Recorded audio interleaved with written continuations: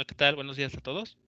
Bien, jóvenes, vamos a revisar rápidamente el ejercicio que se les había pedido que ustedes intentaran sobre dos bloques que están unidos a través de una cuerda. Uno de ellos está ubicado en una mesa, en una superficie horizontal.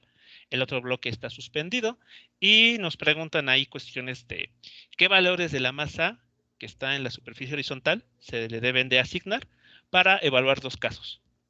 El primero es que el sistema de dos masas quede ahí quieto en reposo total, y la otra es para que se muevan con velocidad constante. Entonces vamos a repasar esto rápidamente y pues si hay alguien que encontró algo distinto o que le queda duda de qué es lo que está sucediendo con los cálculos, pues lo puede comentar. Entonces, ya habíamos discutido algo al respecto la clase pasada sobre los diagramas de cuerpo libre. Y habíamos visto o dado ideas para que los diagramas de cuerpo libre fuesen los que tenemos aquí. ¿Sí estamos de acuerdo que esto sería la estructura general? ¿O alguien obtuvo algo Hablamos distinto? sobre el problema de la polea. Sí, de los dos bloques, uno de horizontal, perdón, uno ubicado en la superficie horizontal y el otro suspendido. Ok. Correcto, profe. ¿Sí? ¿Sí? ¿Todos de acuerdo? Perfecto. Vale. Aquí entonces la observación importante que habría que hacer es que esta fuerza de fricción, para el caso del problema del inciso A, es una fuerza de fricción estática. Para el inciso B será una fuerza de fricción cinética. Pero todas las fuerzas van a tener, bueno, todas las fuerzas aplicadas en ambos casos serán del mismo tipo y con las mismas direcciones. Así que estos diagramas de cuerpo libre que tenemos se aplican para ambas situaciones. Bueno, ahora sí. De esto, de analizar estas situaciones, podemos resolver para el primer inciso. Entonces, podemos ahora también aplicar las ecuaciones y las tablas correspondientes. A ver, pongo la información al respecto y ustedes me indican si obtuvieron algo distinto o fue exactamente igual lo que encontraron para la masa A.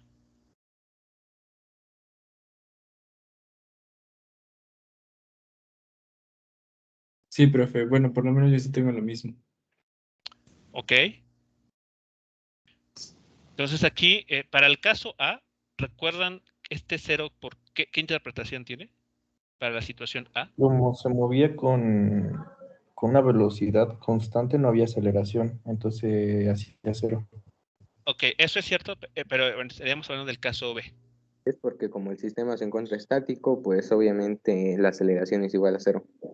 Así es. Para el caso A, como queremos que el sistema esté estático, no debe haber movimiento, así que por eso ponemos un 0 aquí. Pero si analizamos el caso B, como también nos lo acaban de comentar, se mueven estos objetos con velocidad constante. Eso significa que su aceleración será 0. Entonces, noten ahí la diferencia sutil entre ambos casos. En la primera, en inciso A, no hay nada de movimiento. Esos objetos están ahí fijos. Pero en el caso B, que plantea el problema, los objetos sí se están moviendo, pero lo hacen con velocidad constante.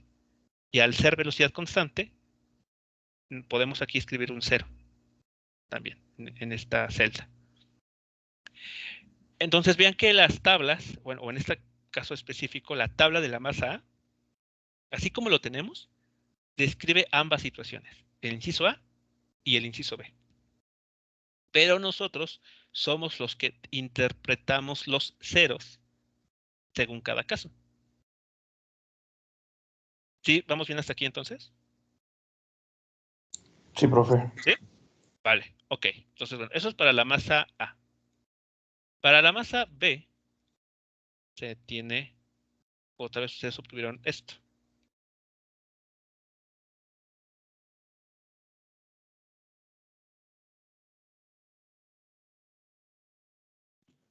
Ok. Sí, ¿Sí? profe. ¿Ok? Y las razones para poner un 0 aquí va a depender de cada situación. Para la situación A, nuevamente, el 0 que aquí se está colocando es porque el bloque B no tiene que moverse, tiene que ser en una posición fija. Y en el inciso B, el 0 que está aquí colocado surge porque el objeto B tiene que moverse con velocidad constante. Y eso quiere decir aceleración nula. Bien, entonces ya tenemos estas tres ecuaciones, la ecuación 1, la ecuación 2 y la ecuación 3. Con esas tres ecuaciones debemos nosotros determinar lo que cada problema está pidiendo. Entonces, para el caso en el que sabemos que el problema dice que no hay fricción, perdón, que no hay movimiento, debemos de considerar la fricción estática. Entonces, en las ecuaciones 1, 2 y 3 que teníamos hace unos momentos, tenemos estas relaciones. Como no queremos que este sistema se mueva, queremos o estamos buscando la condición para que este sistema esté ahí quieto, eso es lo que debe de pasar.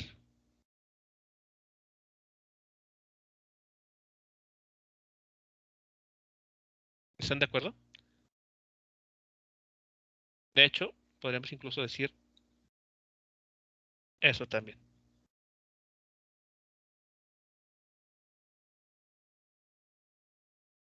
Entonces la fricción, perdón, la fuerza de fricción estática tiene que ser menor al coeficiente de la fricción, ¿no? Está estática por la normal, es correcto. Es decir, si recordamos la gráfica de cómo se comporta la fricción respecto a la fuerza aplicada,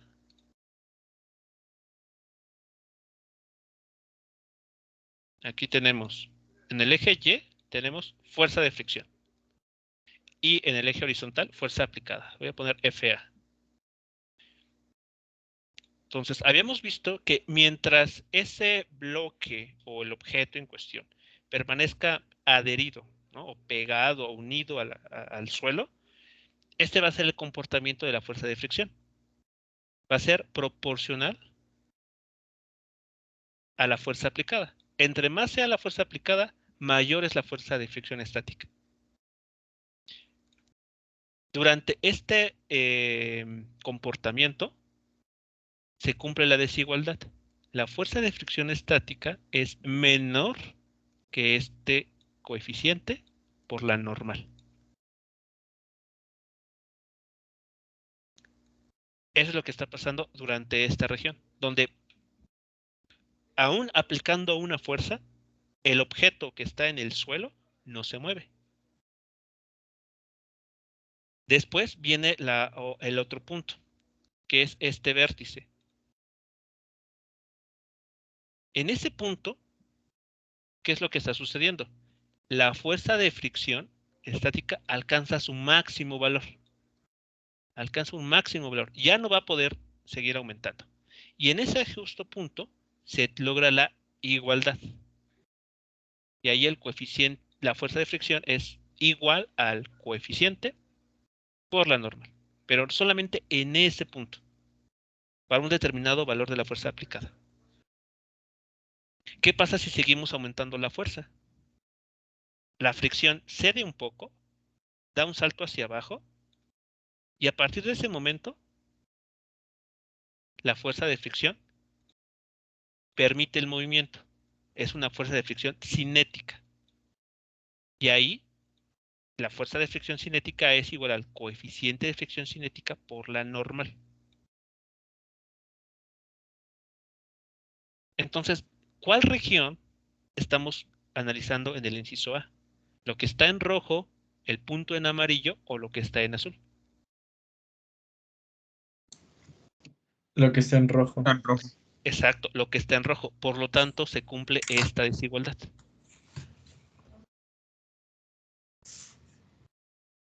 ¿Sí? ¿Sí queda claro esto?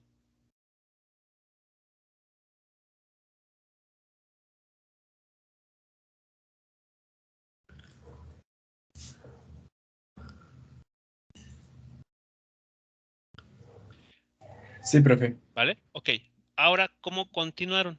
O qué otro cálculo se podría realizar a partir de este punto? Ya establecimos esta desigualdad que se tiene que cumplir porque no estamos permitiendo o estamos trabajando el problema en la situación de esta gráfica, en esta parte de color rojo.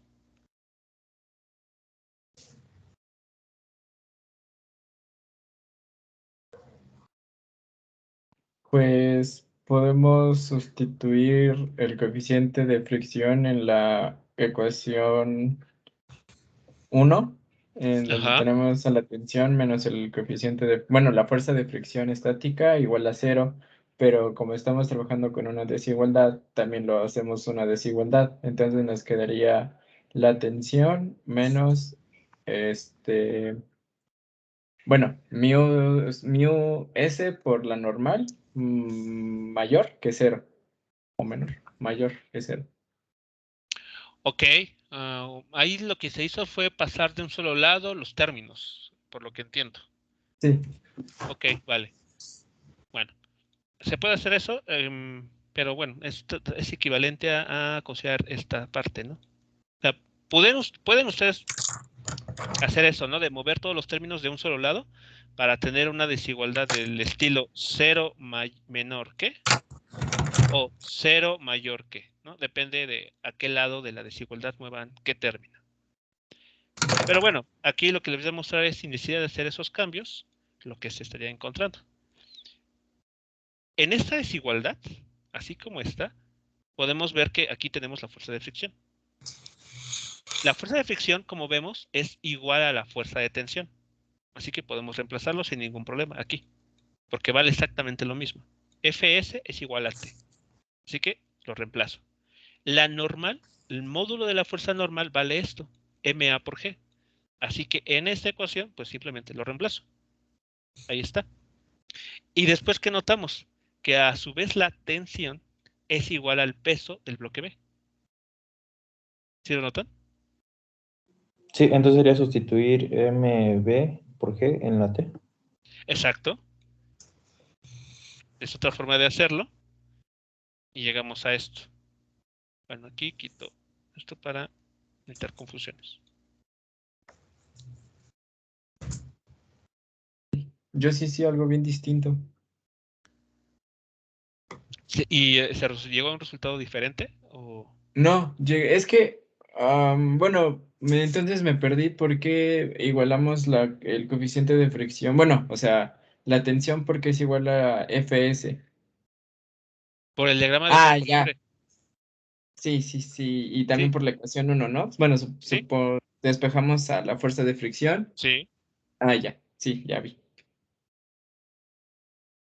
Sí, entonces, estas tres ecuaciones son las Ah, mismas que acá, pero ya despejados. O sea, ya no tenemos el cero ahí en las ecuaciones.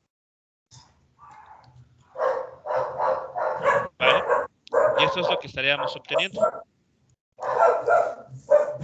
¿Alguien obtuvo algo distinto o se perdió en algún paso? ¿O hay algo de lo que estamos aquí viendo que no queda totalmente claro?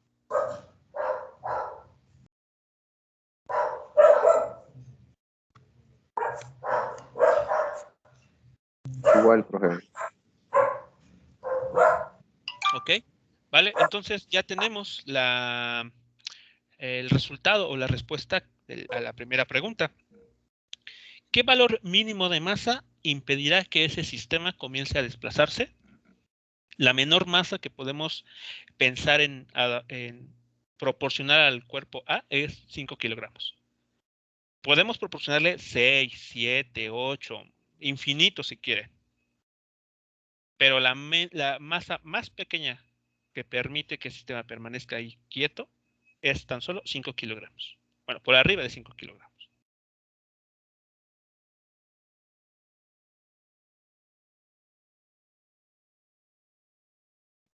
¿Todo claro entonces hasta aquí? Con el inciso A. Sí, profe. ¿Ok?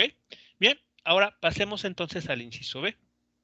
¿Qué región de esa gráfica que tenemos ahí dibujada estaríamos analizando para el inciso B? Es para cuando se mueve, ¿verdad? Así es. Entonces sería analizar la región azul, ¿no? Correcto, la región azul, donde ya hay movimiento. Ya hay un movimiento de ese sistema, pero que se realiza con rapidez constante. Ese es el punto importante. Entonces, las ecuaciones que vamos a utilizar para analizar esa situación serán estas. ¿Sí estamos de acuerdo?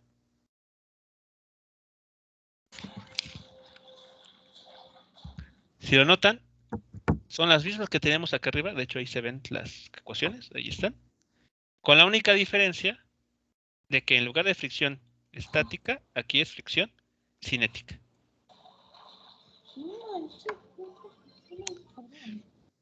Entonces, ¿cuál es lo que podríamos hacer a continuación para encontrar la masa del objeto A que permite que ese sistema se mueva, pero con rapidez constante?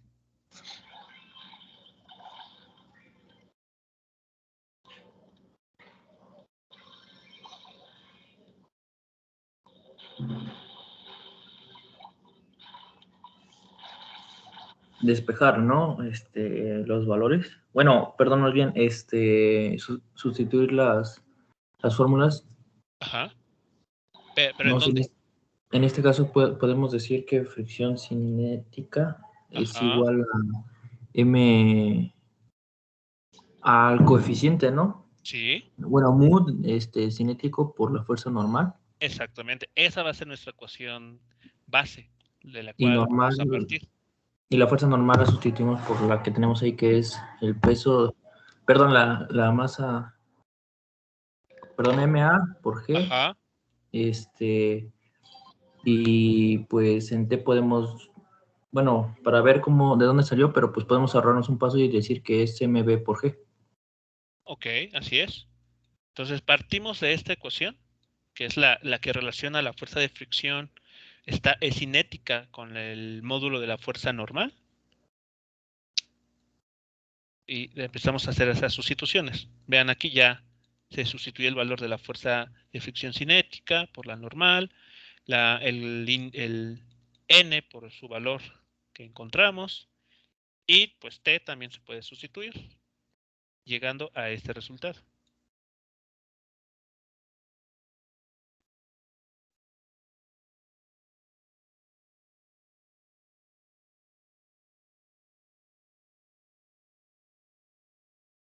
Profe, ahí ¿Sí? tengo una duda.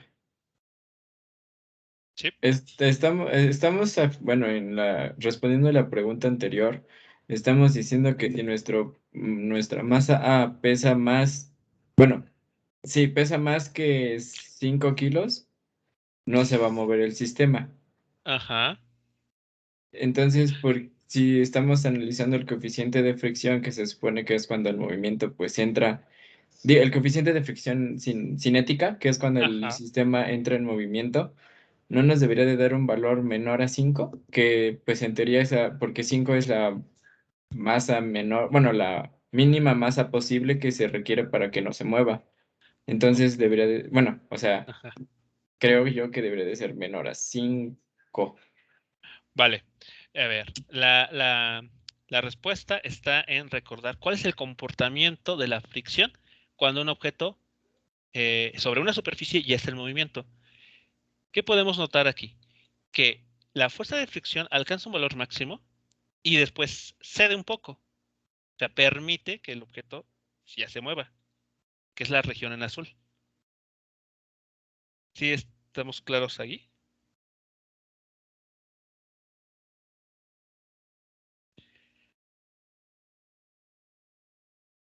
Ahora, ¿sí, sí es claro esta parte? O sea, se entiende que cuando pase esa masa, la fricción ya no va a ejercer la misma fuerza. Sí, es correcto. Cuando lleguemos a este punto, superemos este punto amarillo, que es la fuerza máxima la fuerza de fricción estática máxima, la superficie va a ofrecer una menor resistencia. Va a seguir ofreciendo resistencia, pero ahora de menor valor. ¿Y eso cómo lo podemos ver o cómo lo notamos? Porque el coeficiente ya no es el mismo.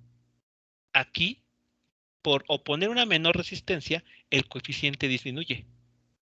Entonces, cuando este coeficiente este término aquí dividiendo, se vuelve más pequeño, ¿qué pasa con el cociente, con la división?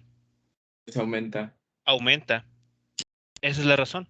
Como la oposición que ofrece el suelo o la mesa en este caso es menor cuando el objeto o lo que esté ahí ya se está moviendo, entonces es posible que incrementar un poco más la masa. Porque la resistencia es menor. Pero, o sea, lo podemos, es que, o sea, supongamos que usted pone, bueno, o sea, es que lo estaba viendo desde el punto de vista de un ejemplo, no sé cómo llamarlo. O sea, ¿podemos cambiar la masa al momento de, o sea, al momento de aplicar la fuerza? Esa es mi duda. O más bien, donde me estoy como que confundiendo, porque pues tengo entendido que sería como en un caso en el que ya tienes la masa establecida y obviamente pues está conectada a la masa de 2 kilos, ¿no? Entonces ahí es donde me hace ruido de que sea una masa mayor para que se mueva. Es que son situaciones distintas. En la primera estamos imponiendo la situación de que no queremos que se mueva. Por lo tanto, la resistencia que tiene que ofrecer el suelo o la El mesa suelo, ajá, es mayor. tiene que ser mayor, con un coeficiente de 0.4. Sí, exacto. Mientras que cuando el objeto ya está en movimiento, o sea, lo colocamos y luego se mueve, es porque entonces la resistencia que ofrece la mesa es menor. Y eso lo vemos porque el valor del coeficiente es de 0.3.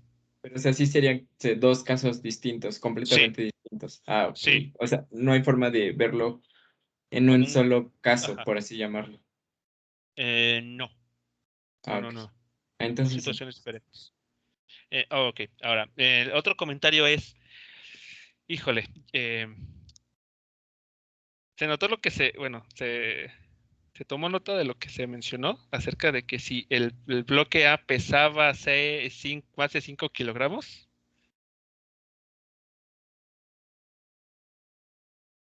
¿Cómo? ¿Cómo? Sí, es que aquí Cruz mencionó la frase, el bloque pesa 5 kilogramos. ¿Y qué habíamos dicho? No, bueno, o sea, no me quise referir a eso. Cualquier cosa, Ya esto nos está debe siendo algo, profe. grabado. ¿Sí? ¿Cómo, perdón?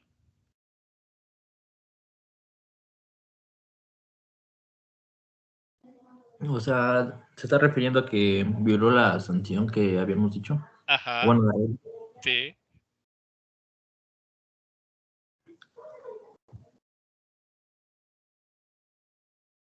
Digamos, continuaremos con la sesión, pero quería señalarlo por cualquier cosa. Que vean que estoy al pendiente. sí, o sea, entonces la masa que se necesita para que no se mueva es 5, no el peso más bien. Ajá, si quisiéramos hablar del peso, entonces aquí tenemos que multiplicarlo por G para que nos dé las unidades de Newton. Que estas son las unidades del peso porque es una fuerza.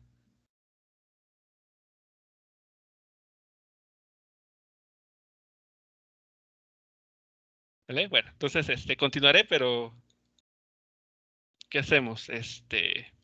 Decidiré que ustedes decidan al final si aplicamos lo que habíamos comentado anteriormente o dejamos pasar la situación. Se la Ustedes perdonamos, votarán. profe. Se la perdonamos. Digo que se la problemas porque al menos participan. Ok, bueno, si la Vox Populi lo dice, entonces lo dejaremos pasar. No volverá a suceder, profe. Ok, bueno, entonces hay que estar al pendiente, ¿no? Digo, es que Es que lo sí. entiendo porque estamos tan acostumbrados. Y es que, no, la verdad también, o sea, es que de verdad me confundí esa parte porque, como le digo, o sea, estaba pensando que el sistema lo Ajá, podíamos ejemplificar en un solo, caso. ajá, en un solo caso, exacto. Entonces, pues ahí fue donde me confundí de que cómo vamos a tener que el bloque, tenga masa de 5 kilos y luego sea mayor. Ok, pero Bueno, esa parte sí, entiendo. De hecho, es la pregunta que se formuló, o sea, esa inquietud de, a ver, ¿qué está pasando aquí? ¿Por qué 5 kilogramos en un resultado y en el otro 6.6 kilogramos? Surge porque, sí, se llega a pensar que el problema del inciso A y el inciso B se puede considerar como un solo caso, cuando realmente son dos. Entonces, sí, en esa parte lo entiendo, no es el primero que hace esa pregunta con este problema. Ahora, por otro lado, esto de decir la frase de un objeto pesa tantos kilogramos, que ya habíamos comentado que no es así, también entiendo que es como lo solemos decir de forma habitual, nos vamos a la tienda, compramos cualquier otra cosa, pues se nos queda, ¿no? La forma en que hablamos. Pero en mi ejercicio sí lo puse como masa, profe. Se lo puedo Ok, mandar ahorita mismo. ok, bueno, bueno, le digo, lo señalo solamente para que vean que no, que ando atento a lo que ustedes dicen. No le estoy dando el avión, digamos. Ok, preguntas, comentarios sobre entonces el ejercicio que había quedado aquí. O sea, las preguntas que realizaron, que formularon, ¿todo claro?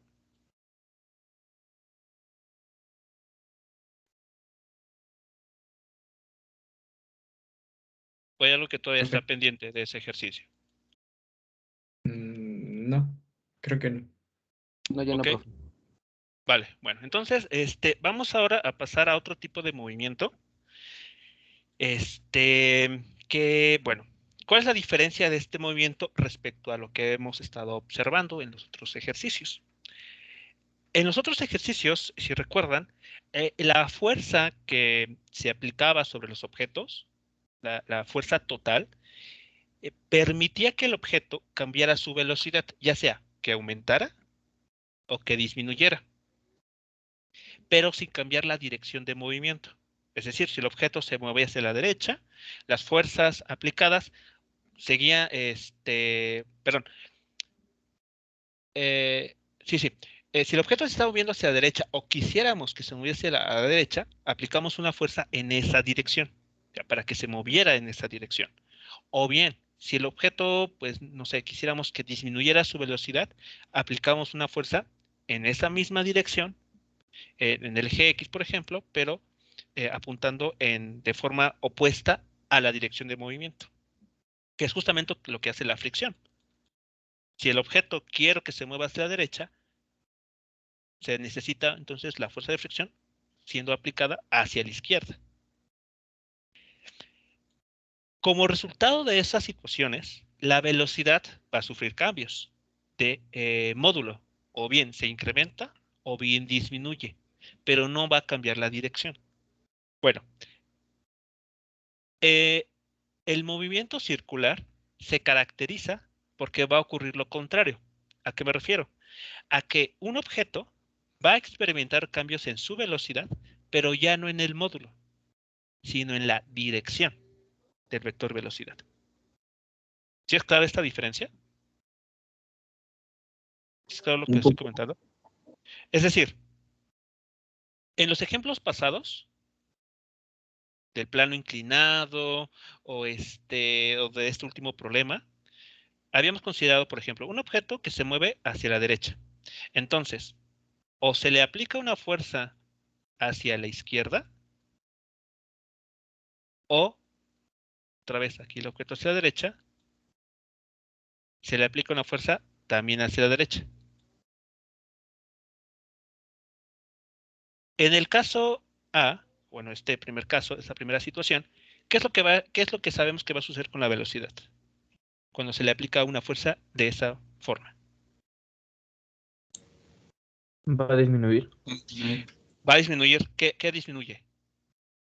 la velocidad. Ajá. Siendo más específicos, me refiero a, ¿recuerdan cuáles son las dos características que tiene un vector? Módulo de dirección. Módulo y dirección, muy bien. Entonces, ¿qué va a disminuir aquí? La dirección. Ah, bueno. Nuevamente, ¿qué va a cambiar? ¿Qué va a disminuir? El módulo, ¿cierto? ¿Todos de acuerdo? Ok, módulo. Entonces, el objeto se moverá todavía hacia la derecha, pero con una menor velocidad. ¿Están de acuerdo? ¿Es claro esto? Sí, profe. ¿Vale? Ok, pero vean, sigue moviendo hacia la derecha. Su dirección no cambió. ¿Qué pasa en el otro caso, el que tenemos aquí? Pues el El vector módulo sigue aumenta. la dirección que el módulo, ¿no? Ok, ¿qué va a pasar con el módulo del vector velocidad? Va a aumentar. Va a aumentar, correcto. ¿Y cambió su dirección? No. Así es, no cambió. Ya, sigue moviéndose hacia la derecha, pero el módulo del vector velocidad se incrementó. ¿Qué es lo que va a pasar en el movimiento circular? El módulo del vector va a permanecer constante, pero la dirección del vector velocidad es el que va a cambiar. Ahora sí es claro lo diferente.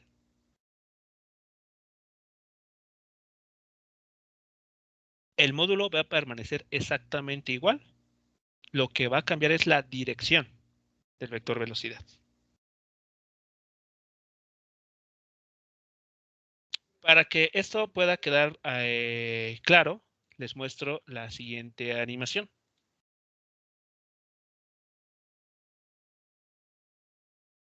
En la pantalla se les está proyectando la animación de una catarina, de un insecto, que se está moviendo en una trayectoria circular.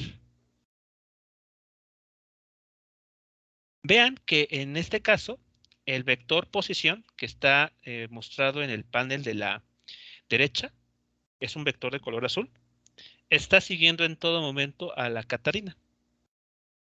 Entonces, cuando la catarina está en esta posición, vean que el vector posición pues apunta justo en esta dirección, donde el punto negro que aquí se alcanza a distinguir está indicando el centro de la trayectoria circular. Es decir, que el observador, vamos a pensarlo de esta manera, está ubicado en este punto central y a partir de él ubicamos a la catarina.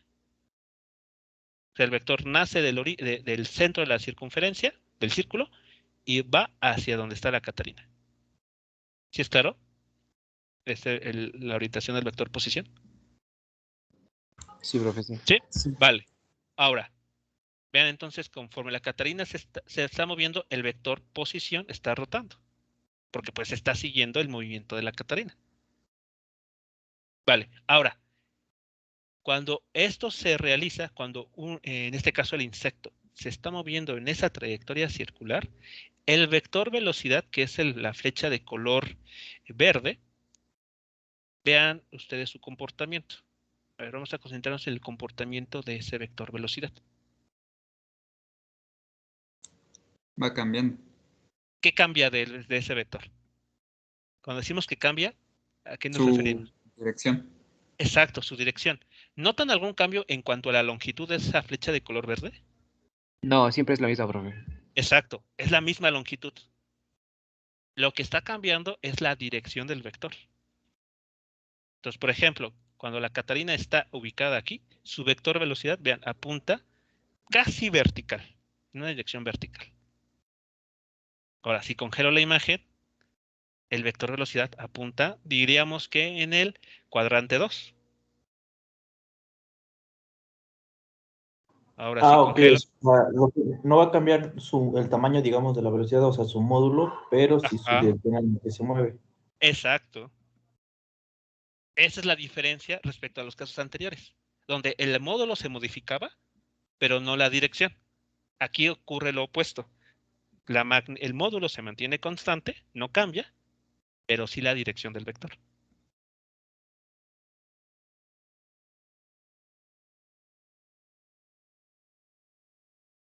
Ahora sí es claro la distinción. Sí, profe. ¿Sí? Vale, entonces eso es lo que vamos a analizar en esta parte, el llamado movimiento circular. Y bueno, el nombre viene porque los objetos van a describir círculos. Ahora, para que un objeto se mantenga en una trayectoria circular, algo lo tiene que estar forzando. Una interacción con algún objeto, con algún ente, tiene que obligar a que ese objeto se mantenga en esa trayectoria circular. Si recordamos la primera ley de Newton, nos dice que en ausencia de fuerzas externas o una fuerza total neta cero, un objeto que está moviéndose en línea recta mantendrá esa dirección en línea recta con la velocidad, con una velocidad constante. Es decir, bueno, aquí voy a quitar esto. Déjenme limpiar todo.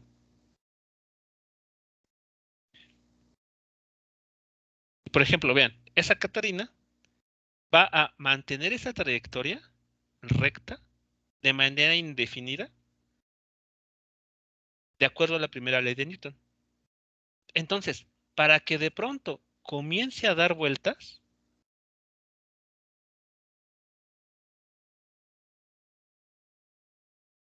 algo tiene que estarla forzando. O sea, de manera automática, por ella misma, no va a estar dando vueltas, sino que hay algo, debería haber algo que la esté forzando.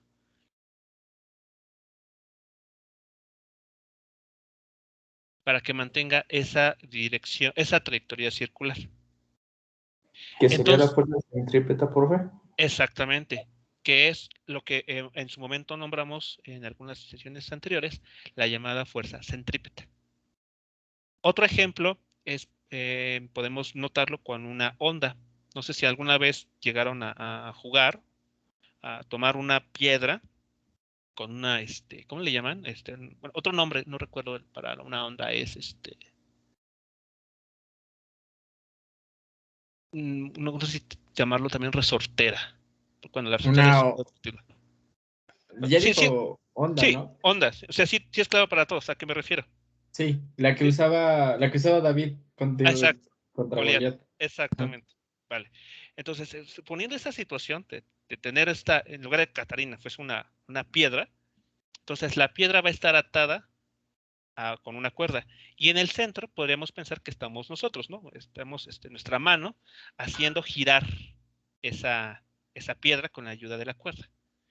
Esa cuerda es la que proporciona la fuerza centrípeta para mantener a esa piedra rotando. ¿De acuerdo? Entonces, esa piedra de manera gratuita, o sea, porque se le antoja, no va a mantener una trayectoria circular. O sea, algo tiene que forzarlo a que mantenga esa trayectoria.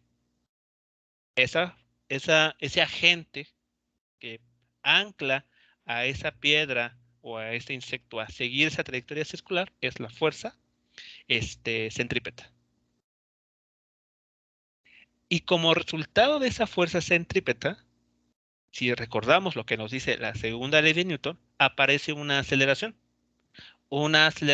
centrípeta.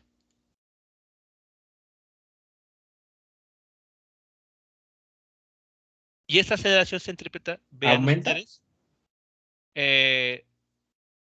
¿cómo? Perdón.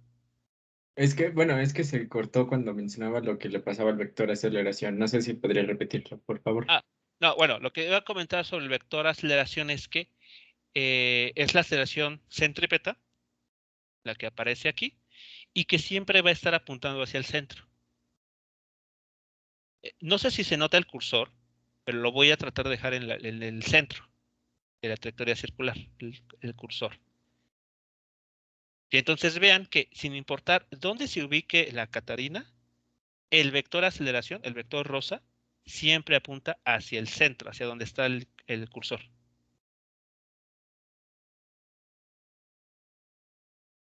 Eso es lo que pasa en este tipo de movimiento. La aceleración que experimenta un objeto en trayectoria circular siempre apunta hacia el centro de la curva.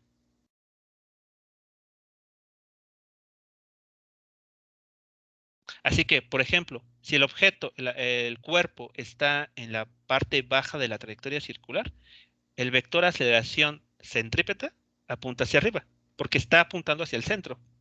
Si ven, si notan que el centro, en este caso, queda arriba de la Catarina.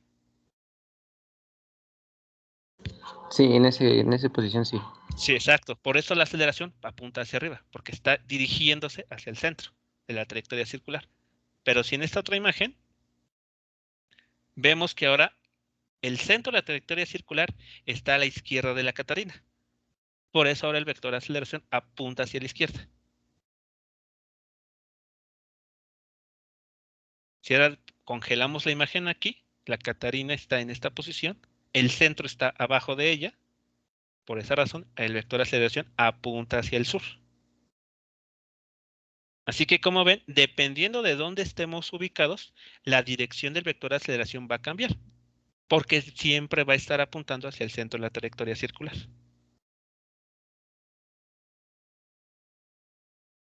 Hasta aquí, preguntas, comentarios sobre lo que estamos comentando acerca de la aceleración centrípeta.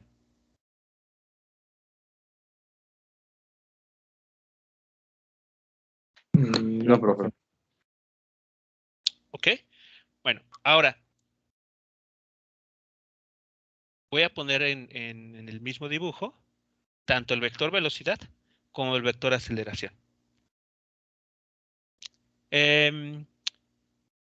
¿Pueden seguir estos dos vectores y comentar cuál es el ángulo que hay entre ellos? Y si este ángulo Pues cambia. 90, ¿no? 90, ¿no? 90 grados en todo 90 momento. grados. A simple vista, pues es 90, profe. Ok, ¿y cambia? ¿Se anotan si en algún momento ese ángulo de 90 grados se modifica? Parece ser que no. Parece ser que no cambia. Ok, es correcto. Esa es otra característica del movimiento circular, que el vector aceleración la aceleración centrípeta siempre va a formar 90 grados con el vector velocidad. Van a ser ortogonales entre sí. Mientras que el vector aceleración centrípeta siempre apunta hacia el centro, el vector velocidad siempre es tangente a la curva o a la circunferencia. Así que estos dos vectores siempre, durante todo el recorrido, van a ser ortogonales.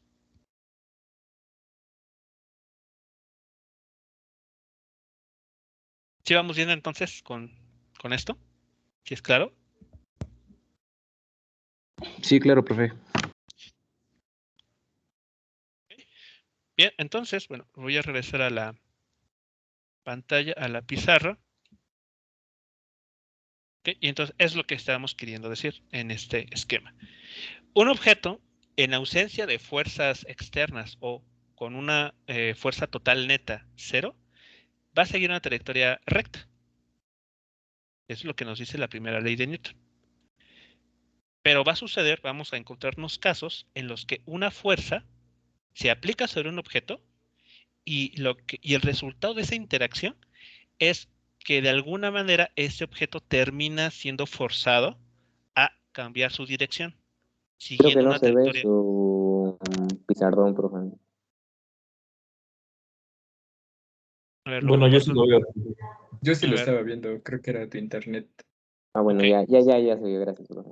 Ok, ya la compartí nuevamente la pizarra. Ok, entonces les decía, tenemos este objeto que seguiría una trayectoria recta, pero cuando se le aplica una fuerza de una determinada forma, porque no cualquier fuerza va a generar esto que estamos comentando, tiene que aplicarse de una forma adecuada. Bueno, esa fuerza va a terminar obligando a que el objeto cambie su dirección para que siga una trayectoria curva, una trayectoria circular, donde, como vemos, el vector velocidad no va a cambiar de módulo. Es algo bastante curioso. El vector velocidad no va a cambiar de módulo, pero sí su dirección. Es decir, sus componentes X y componente Y sí van a depender del tiempo. Pero su módulo, es decir, cuando tomamos esto al cuadrado X más el cuadrado y, esto ya no depende del tiempo, ya no es una función del tiempo. Es lo que está pasando en el movimiento circular.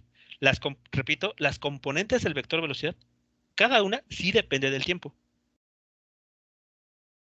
Pero cuando calculamos esto, su módulo, obtenemos una cantidad que ya no depende del tiempo. Es lo que pasa en el movimiento circular.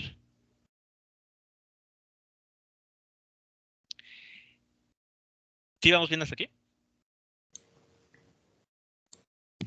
Sí, profe. ¿Sí? Vale. Sí. Ok, ahora, la fuerza responsable de esta situación, como les mencionaba, no es cualquiera. Tiene que aplicarse de una forma bastante concreta. Y la forma en que se aplica es que, como vemos, es dirigida siempre hacia el centro de la curva que queremos que el objeto siga. De esa manera, obligamos a que el objeto pues, se mantenga ahí anclado a seguir esa trayectoria circular. Que en el ejemplo de la onda se ve claramente pues, con la cuerda. O sea, la cuerda, aquí tenemos la roca y se le ata, aquí en este punto, se le ata, aquí se fija la cuerda y aquí está la roca o la piedra. Entonces, mientras esta cuerda no se rompa ni nada, tenemos garantizado que ese objeto va a estar ahí dando vueltas alrededor de este punto. Ya sea que gire en dirección horaria o en dirección antihoraria. Por ahora no nos vamos a preocupar por ello. Lo que nos interesa por el momento es asegurar que el movimiento de ese objeto va a ser una trayectoria circular.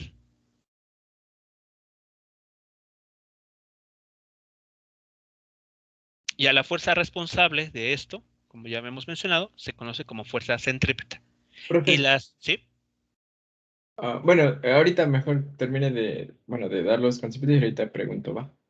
Ok, y bueno, lo que iba a comentar es que y la aceleración generada por esta fuerza es la aceleración centrípeta. Es decir, hereda el adjetivo, esa palabra de centrípeta, que es lo que estaba comentando aquí, que aquí aparece. Para que esta partícula se mueva en una trayectoria circular, la fuerza neta siempre tiene que estar dirigida hacia el centro de la trayectoria circular. De ahí el nombre, centrípeta, significa que busca el centro. Ahora sí, ¿cuál es la pregunta o el comentario? También se le denomina fuerza centrípeta a una parte de la trayectoria circular que puede llegar a formar un objeto. Sí, mientras esa parte circular, o esa parte curva, mejor dicho, esa parte curva tenga una sección circular, podemos llamarle también movimiento circular. Aunque la idea que aquí vamos a tratar de explorar más es que sea una trayectoria cerrada, o sea, un círculo cerrado. Pero si analizamos solamente una parte, que por ejemplo podría suceder en una carretera, tenemos la parte recta, entramos a una parte curva y después continuamos con otra parte recta, ¿no? Una parte de esta carretera con una trayectoria recta. Bueno, aunque fuese en esta parte, esto que estamos comentando se cumple. Hay una fuerza centrípeta que actuó durante esta parte circular. Profe, gracias. ¿Sí, de nada? Bien, ¿más preguntas, comentarios sobre lo que tenemos aquí?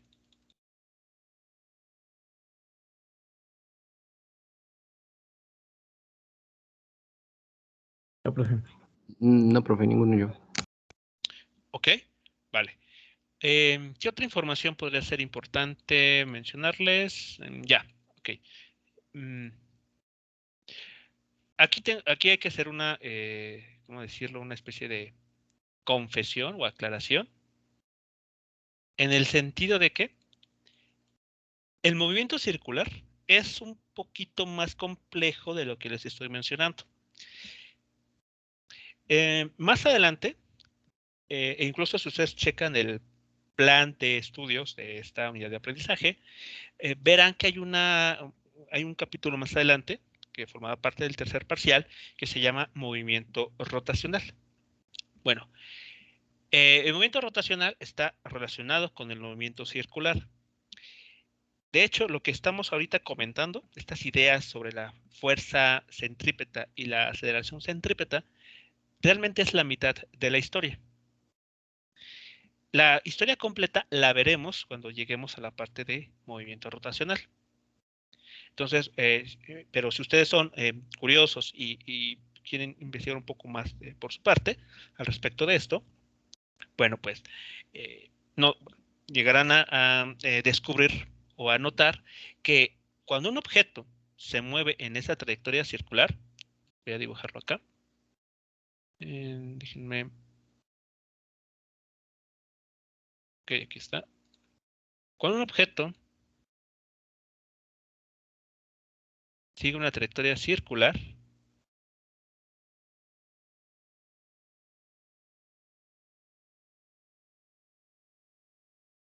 por ejemplo, esa famosa piedra que está en la onda que está utilizando David contra Goliat, hay una aceleración que, como ya vimos, está apuntando hacia el centro. La aceleración centrípeta. AC. Pero resulta que hay otra aceleración. Una aceleración que recibe el nombre de aceleración tangencial. ¿Por qué sospechan que reciba ese nombre? Porque es tangente al punto en el que pasa bueno, en ese momento del Así círculo. es, sí. Esta aceleración tangencial, así como la velocidad en este problema, en esto que estamos comentando del movimiento circular, siempre es tangente a la trayectoria circular, así también lo hace la aceleración tangencial. No importa en dónde dibujemos o en qué instante consideremos esa piedra, por ejemplo, aquí podría ser. Sabemos que la aceleración centrípeta pues siempre va a estar buscando el centro. Eso no cambia. Aquí lo dibujo, ahí está, buscando el centro. La aceleración tangencial, por su parte, va a ser tangente a la trayectoria. Entonces ahora estaré apuntando en esta dirección. Y bueno, no es que el objeto, e incluso, bueno, aquí está un error de mi parte decirlo de esa manera, no es que el objeto esté presentando dos aceleraciones. Está experimentando solamente una. Pero ¿qué es lo que estamos aquí identificando? Sus componentes. ¿Recuerdan un problema que resolvimos hace ya tiempo, justo cuando entramos a la parte dinámica, donde había una partícula que inicialmente se está moviendo hacia la derecha y se le aplicaron dos fuerzas? Una F1 y una fuerza F2. Creo que sí, profe. ¿Sí? Y ahí, ¿qué es lo que se hizo? Encontrar la resultante. La fuerza resultante debido a esas dos interacciones, F, y a su vez, tiene ahí el apunte, recordarán que la aceleración, que es una nada más, la que se genera, tenía dos componentes.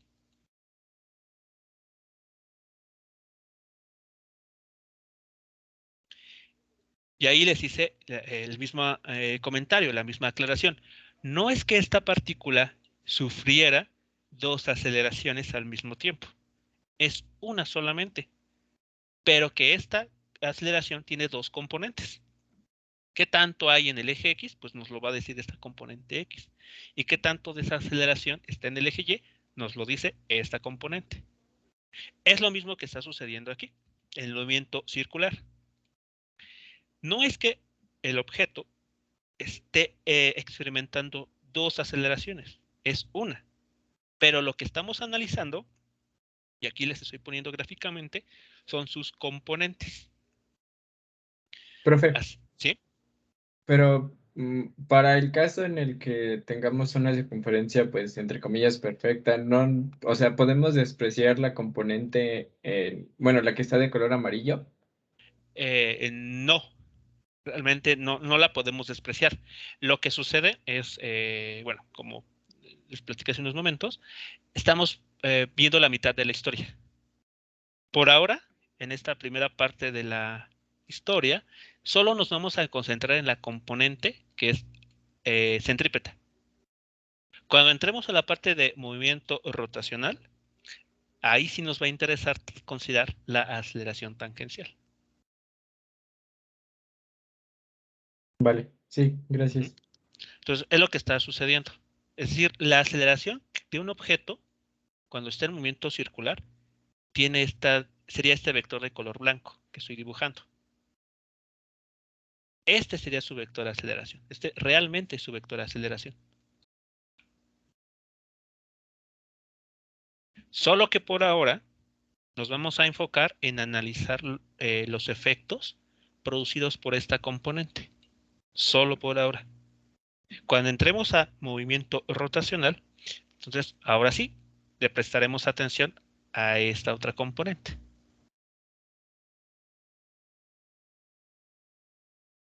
¿Sí es claro eso lo que les comentó? Sí, profe. Sí, profe. Sí. Ok. Bueno, vuelvo a reiterar. No es que el objeto, la piedra o la Catarina o algún otro móvil experimente dos aceleraciones. Es una nada más. Es esta. La aceleración que aquí está marcada en color blanco. Lo que vemos lo que estaríamos analizando serían sus componentes. ¿Qué tanto de este vector de aceleración apunta de forma radial y qué tanto de esta aceleración está tendido de forma tangencial? Así que bueno, la mitad de la historia es solamente por ahora en la parte centrípeta. Nos vamos a enfocar en esa parte, nada más. O sea, se puede decir que solo nos vamos a enfocar en un componente. Exacto, por ahora en una sola componente, que es la centrípeta. Y ya cuando entremos a la parte de movimiento rotacional, que ya es básicamente la última parte del curso, ya le prestaremos atención a esta componente que hemos por el momento ahí dejando olvidada.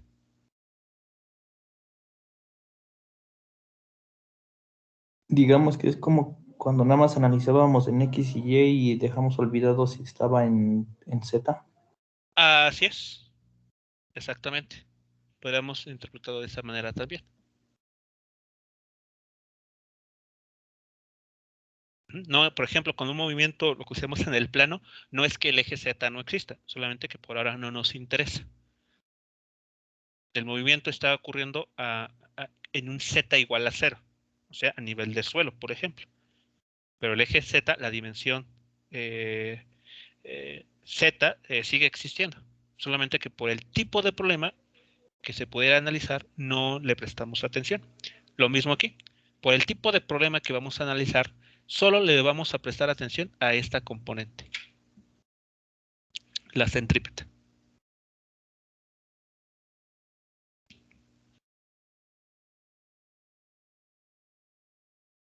¿Vamos bien hasta aquí entonces?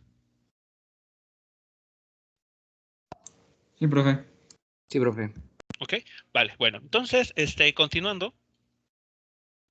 Bueno, algo interesante que va a ocurrir con la componente de esta aceleración, la componente centrípeta, es que esta aceleración, que bueno, aquí lo menciono, también se conoce como radial. Ese es el otro nombre que ustedes van a encontrar en la literatura, aceleración centrípeta o aceleración radial. Cualquiera de los dos nombres es correcto. De hecho, a veces seguramente me escucharán mencionar la aceleración radial, pero bueno, debe quedar entendido que estoy refiriéndome a la aceleración centrípeta. Bueno, esta aceleración centrípeta o radial se relaciona con la velocidad de esta forma, con el cuadrado de la velocidad. Y va a ser inversamente proporcional al radio de la circunferencia. Entonces, entre más grande sea el radio que del círculo sobre el cual esté girando un objeto, menor será la aceleración centrípeta que estaría experimentando. Y por el contrario, si la velocidad se incrementa con la que esté dando vueltas, vean, aquí se le va a elevar al cuadrado. Entonces, la aceleración centrípeta también se va a incrementar.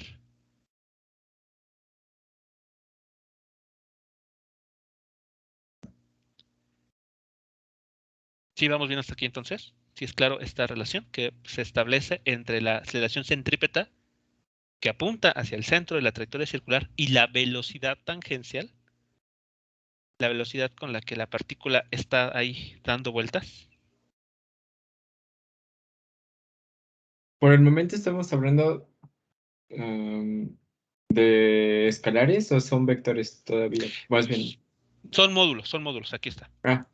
Sí. El módulo de la aceleración centrípeta se relaciona con el cuadrado del módulo de la velocidad. Sí, por eso aquí ya no hay flechas, porque son todos módulos. Igual podemos encerrarlos como en, bueno, como si fuera el valor absoluto, ¿no? Para Claro, si ustedes, representarlos de esa manera, ¿no? claro, también si lo quieren utilizar así, entonces tienen que escribirlo de esta manera.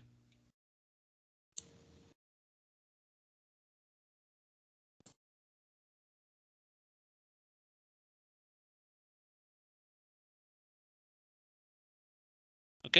Y bueno, el siguiente concepto que igualmente es importante en el movimiento circular es lo que se conoce como el periodo, que se suele denotar con la letra T mayúscula.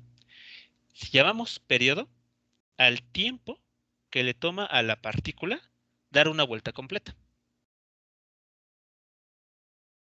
Entonces, si está en, por ejemplo, aquí el círculo. Si la partícula parte de este punto y, digamos, se mueve en sentido horario, entonces el tiempo que transcurre desde que sale de este punto y regresa a él se le conoce como periodo.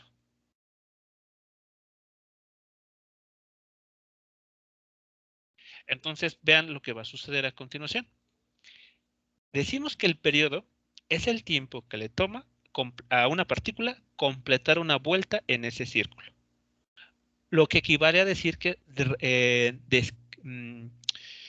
recorre 2 pi radianes. Entonces, la velocidad por el tiempo, módulo de la velocidad por el valor del periodo, tiene que ser igual a esto. Esto que está aquí, 2 pi por r, ¿les suena algo? ¿Les recuerda algo este término? Alguna parte de la... Similar a lo de la... ¿Cómo se llama? Para la área del círculo, ¿no? Casi, Sí, porque no porque es no el... tiene cuadrado. Exacto. ¿Pero qué será? Sí es el círculo, pero ¿qué les estará diciendo esta cantidad? A ver, si lo pongo así, 2 pi por d. ¿No es el Perdón, perímetro del pi por d. círculo? Pi por d, exacto. Si recuerdan, d, o sea, el diámetro, ¿cómo se relaciona con el radio? Es el doble. Exacto, es el doble, 2r.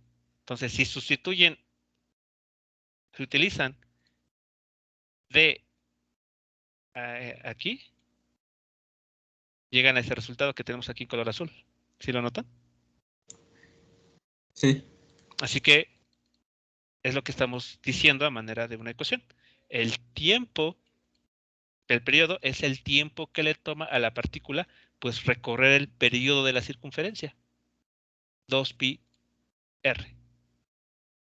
Estamos diciendo que estamos dando una vuelta completa. Entonces, de esta ecuación, el periodo se puede calcular como 2 pi r, o sea, el perímetro del círculo, entre la velocidad o el módulo de la velocidad con la que esté ahí dando vueltas.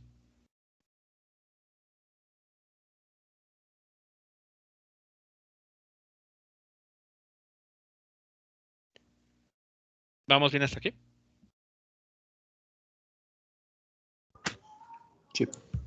Sí, profe. Ok, vale, muy bien. A ver, preguntas aquí. ¿Qué pasaría si un objeto, por ejemplo, la Catarina que estábamos ahí mostrando en una animación, o la piedra en la onda de David, eh, avanzara con mayor velocidad? ¿Qué pasa con el periodo?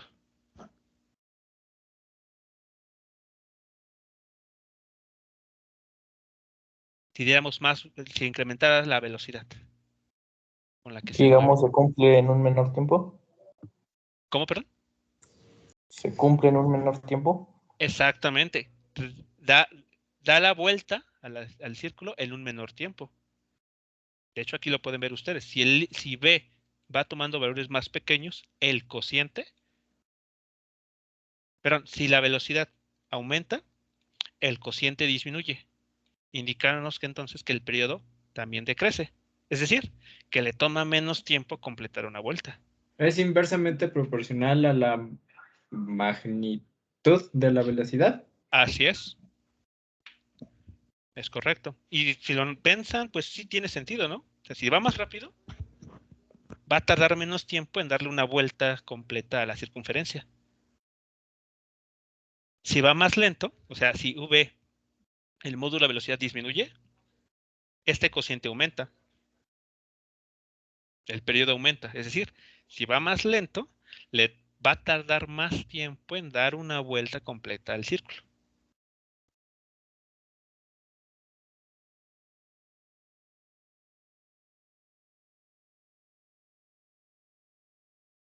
Así que estos dos casos que podemos aquí analizar, pues creo que reproducen perfectamente lo que nos dice nuestra experiencia.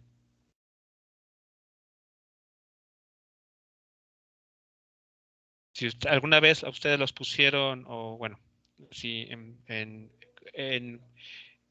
¿cómo se llama? Los Juegos Olímpicos, todo eso, ¿no? Cuando hay carreras ahí en circuitos, o si en sus clases de educación física los llegaron a poner a correr, ¿no? En la cancha, pues saben que entre mayor sea la velocidad, menor tiempo tardan en completar una vuelta a toda la cancha.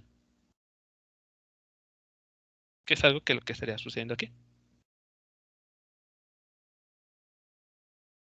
Y bueno, para terminar la parte conceptual, aquí hay una reafirmación a algo que en su momento ya habíamos comentado, que no existe la llamada fuerza centrífuga,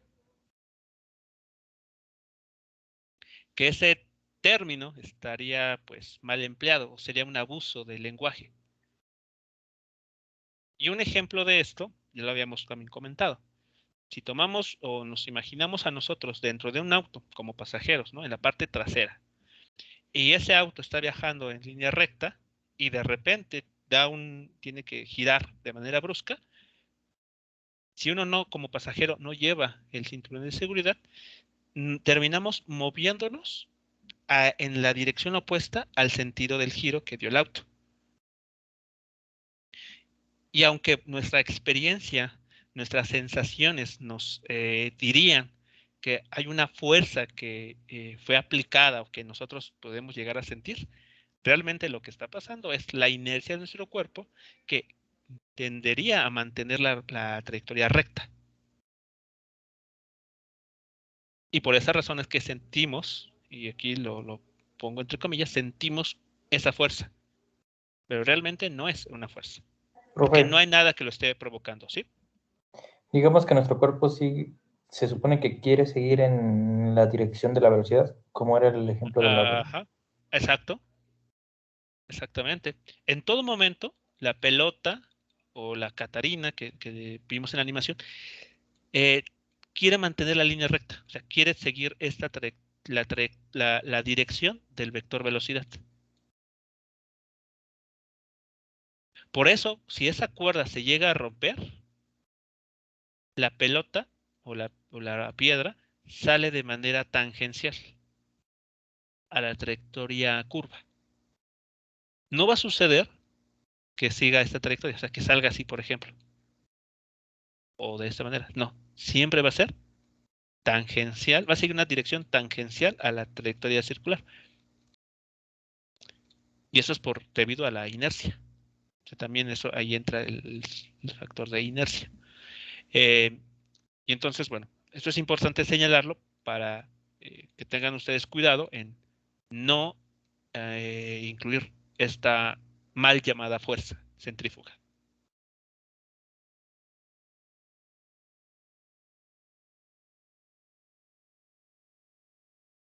¿Vale? Entonces, por ejemplo, ¿cuál es esta idea entonces cómo explica lo que existe en las lavadoras, ¿no? El famoso, el centrifugado.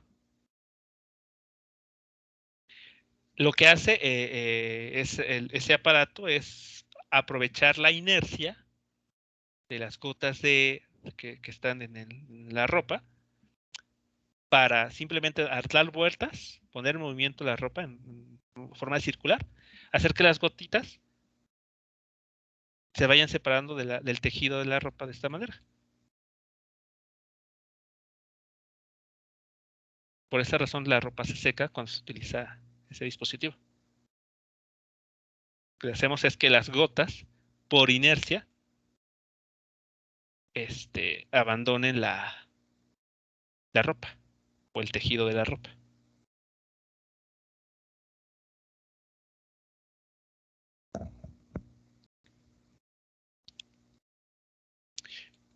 Bien, entonces, después de estos comentarios, vamos a ver bueno, voy a anotar aquí, voy a dejarles aquí en pantalla el primer ejercicio que vamos a resolver sobre este tema.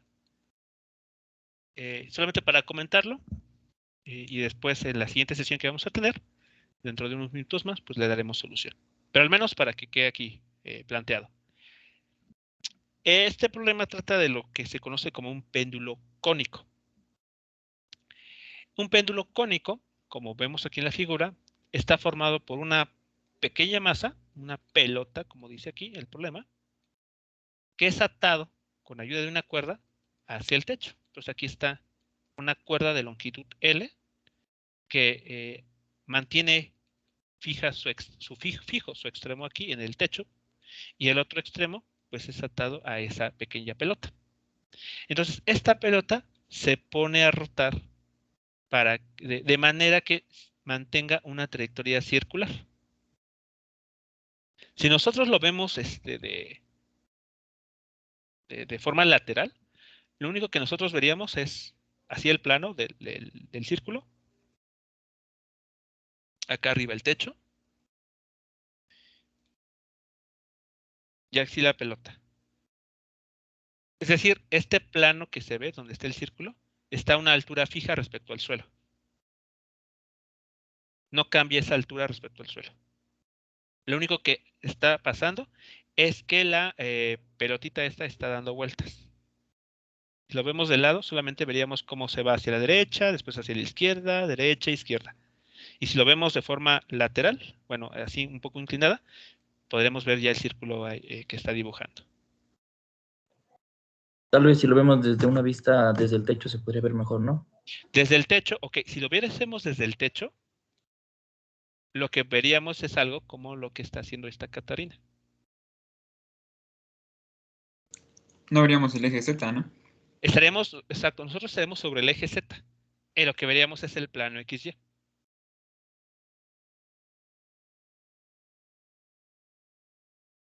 Entonces aquí pensemos que en lugar de Catarina es esa pelota. Y aquí en el centro está el punto donde está la cuerda unida al techo.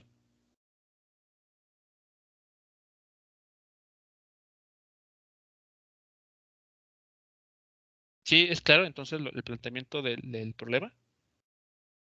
Bueno, la figura al menos.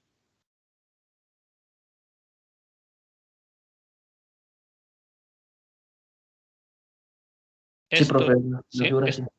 Vale, este dibujo está, este círculo que dibuja está en un plano. Bien, entonces nos dice más información.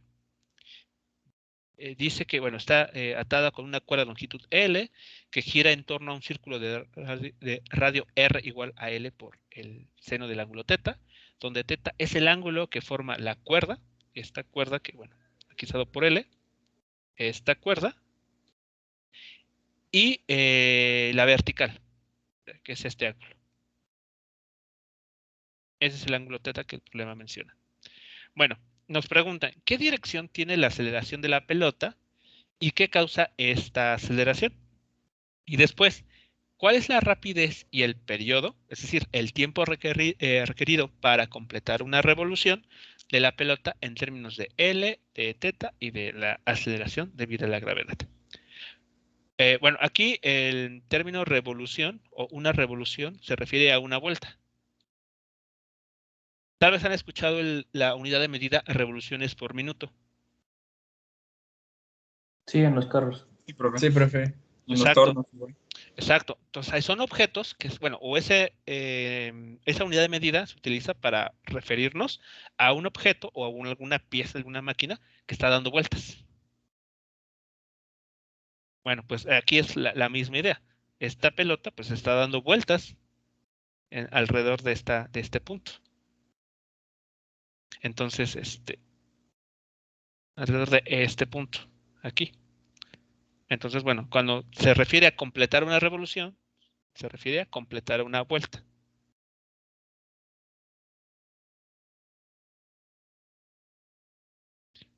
¿Se entiende?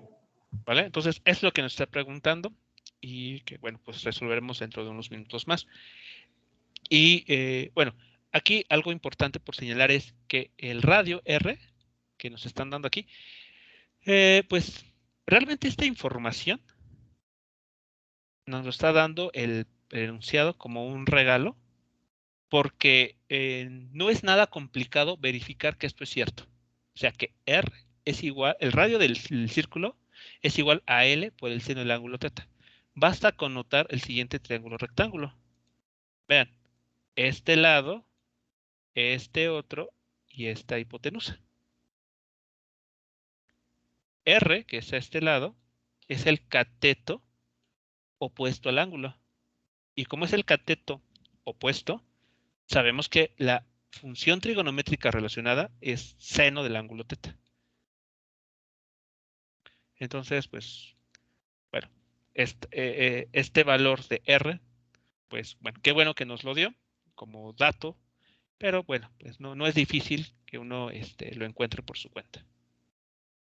Solo para que, pues, en algún siguiente problema que ustedes se encuentren, no entren en pánico si no les dan alguna información de este estilo. O sea, basta con aplicar trigonometría básica para encontrar alguna relación entre R, el radio del círculo, y el L, el largo de la cuerda que sostiene a esa masa. ¿Preguntas, comentarios sobre el contenido del problema?